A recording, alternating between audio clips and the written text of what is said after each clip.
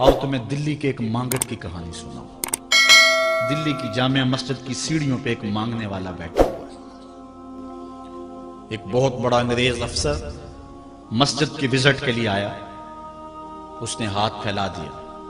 اس نے اپنی جیب سے پرس نکال کر کے چند روپے اس کی جیب میں رکھے۔ دوبارہ جب پرس ڈالنے لگا تو پرس گر گیا۔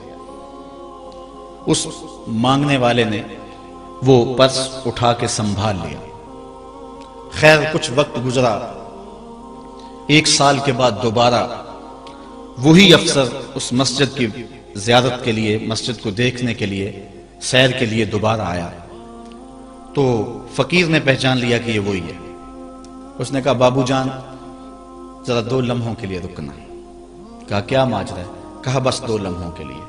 دوڑ کے گیا، اپنی کٹیا سے وہ پرس نکال کے لے آیا اور اس کے ہاتھ میں کہا کہ پچھلے سال آپ آئے تھے، آپ کا یہ پرس گر گیا تھا آپ کی جیب سے، میں ڈھونڈتا رہا لیکن آپ نہیں مل پائے، میں نے سنبھال کے رکھا تھا کہ شاید دوبارہ کبھی ملیں تو میں ان کو دے دوں گا۔ اس کی آنکھیں پھٹی کی پھٹی رہ گئی۔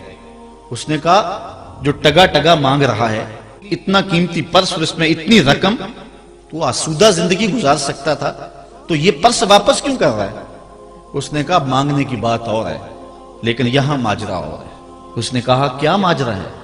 اس نے کہا کہ اگر تیرا پرس میں سنبھال لیتا، رکھ لیتا، کام آ جاتا، 4 دن کی زندگی عیش سے گزر جاتی، لیکن مسئلہ یہ نہیں ہے۔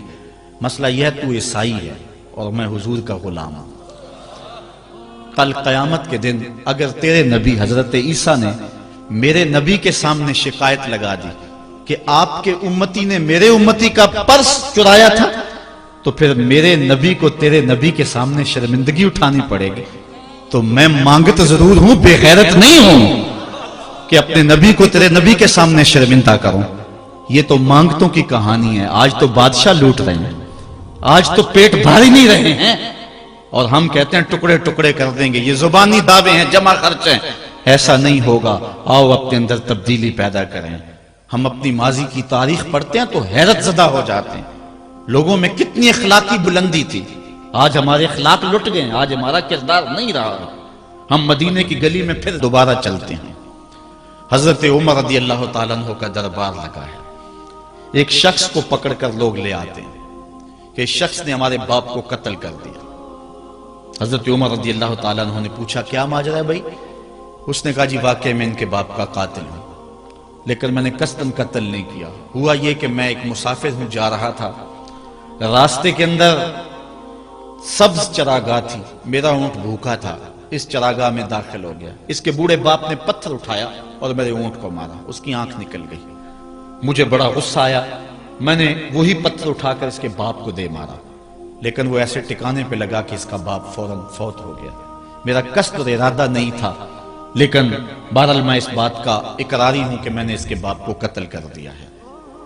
آپ جو حکم سنائیں میں اس کو قبول کروں گا، لیکن میں ایک مہلت مانگتا ہوں کہ میرے دوست، میرے بھائی کی کوئی رقم میرے ذمہ ہے، میرے پاس اس نے امانت رکھی ہوئی ہے اور وہ مجھے پتا ہے کہ میں نے کہاں چھپا کے رکھی ہوئی ہے۔ اگر آپ فیصلہ کر دیتے اور میری گردن کاٹ دی جاتی ہے تو وہ امانت جو میں نے رکھی ہوئی ہے سنبھال کر کے، میرے علاوہ کوئی جانتا بھی نہیں ہے، تو وہ اس تک کون پہنچائے گا؟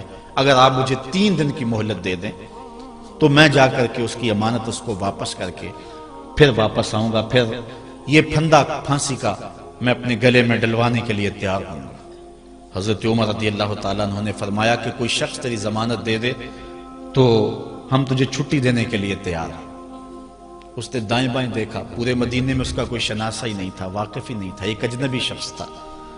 حضرت ابو ذر غفاری کھڑے ہو گئے، کہا حضرت عمر میں اس کی ضمانت دیتا ہوں۔ ضمانت دے دی گئی، وہ چلا گیا۔ تیسرے دن وعدے کا جو وقت تھا، لوگ جمع ہو گئے، دربار لگ گئے، ابھی تک آنے والا نہیں آیا۔ لوگوں نے کہا ابو ذر تو نے غلطی کی ہے، ایک اجنبی کی ضمانت دی اور ابھی تک وہ نہیں آیا۔ اور میاں صاحب فرماتے ہیں ایک وار جو پھائیں اڑ جاندے ہو پھر کدی نہ پھنس دینے۔ ظاہر ہے وہ چلا گیا، واپس تو نہیں پلٹ کے آئے گا، اسے پتا ہے کہ آگے سیدھی سیدھی میری موت ہے، تو تم نے یہ کیا غلطی کی؟ خیر آپ نے فرمایا کہ اگر وہ نہ آیا تو یہ پھانسی کا پھندا میرے گلے میں ڈال لینا۔ لیکن بہرحال میں نے اس کی ضمانت دی۔ کچھ عرصہ بیتا کہ دور سے گرد و غبار اڑتا ہوا دکھائی دیا۔ جب صورت واضح ہوئی تو وہی شخص تھا۔ حضرت عمر فاروق رضی اللہ تعالیٰ عنہ کے دربار میں کھڑا ہو کہنے لگا، حضرت کسی وجہ سے تاخیر سے پہنچا ہوں، معذرت چاہتا ہوں، اب جو حکم ہے پورا کیجیے۔ حضرت عمر رضی اللہ تعالیٰ عنہ اس کے پھانسی کے احکامات جاری کر چکے تھے۔ آپ نے فرمایا کہ ابو ذر یہ بتا کہ تو نے اس کی ضمانت کیسے دی جب تو اسے جانتا نہیں تھا؟ تو سنو حضرت ابو ذر غفاری نے کیا کہا۔ کہا ایک اجنبی میرے محمد کے مدینے میں پناہ مانگ رہا تھا اور اس نے چاروں سمت دیکھا اور کوئی شخص نہیں تھا جو اس کو امان دیتا اور اس کی ضمانت دیتا، تو میں نے اس لیے ضمانت دے دی کہ نہ بھی آیا تو اپنی جان چلی جائے گی۔ کل کو یہ تو نہیں کہے گا کہ محمد کے مدینے میں کسی نے ضمانت مانگی تھی، پورے شہر میں کوئی ضمانت دینے والا نہیں تھا۔ اس کو کہا کہ انہوں نے تو ضمانت دے دی، میاں اب تو بتا کہ تو چلا گیا تھا، تجھے جانتا کوئی نہیں تھا، نہ پلٹ کے آتا تو تجھے کوئی پوچھنے والا نہیں تھا، تو تو نے یہ دوبارہ موت کے منہ میں کیوں اپنا سر رکھا ہے؟ تو اس نے کہا کہ میں نے کہا کہ ایک اجنبی کی ضمانت ایسے شخص نے دی ہے جو مجھے جانتا بھی نہیں ہے، اور اگر میں نہ گیا تو لوگ قیامت تک اجنبیوں پر بھروسہ نہیں کریں گے کہ اجنبی یوں سلوک کیا کرتے ہیں۔ تو حضرت عمر رضی اللہ تعالیٰ عنہ اس کے پھانسی کے احکام جاری کیے، تو جن کے باپ کو قتل کیا تھا وہ بیٹے کھڑے ہو گئے، کہنے لگے تاریخ کی کالک ہم اپنے منہ پہ ملیں گے، ہم بھی اپنے باپ کے قاتل کو معاف کر دیتے ہیں۔ یہ ہماری تاریخ ہے، یہ ہماری کہانی ہے، لیکن آج ہم کس جگہ پہ کھڑے ہیں اور کیا ہماری صورتحال ہے؟ نہ ہمارا کردار رہا اور نہ ہمارا کوئی تشخص رہا۔ آج ہم نے اپنا تشخص بھی مٹا کے رکھ دیا، اپنے طرز زندگی بھی بدل دی، نہ ہماری باطن کی وہ روشنی رہی، نہ ظاہری وہ صورت رہی کہ ہم پہچانے جائیں کہ حضور کے غلام ہیں، بلکہ آج بھانت بھانت کی بولیاں بول رہے ہیں۔ اقبال نے کیا کہا تھا؟ اپنی ملت پر قیاس اقوام مغرب سے نہ کر، خاص ہے ترکیب میں تجھے قوم رسول ہے۔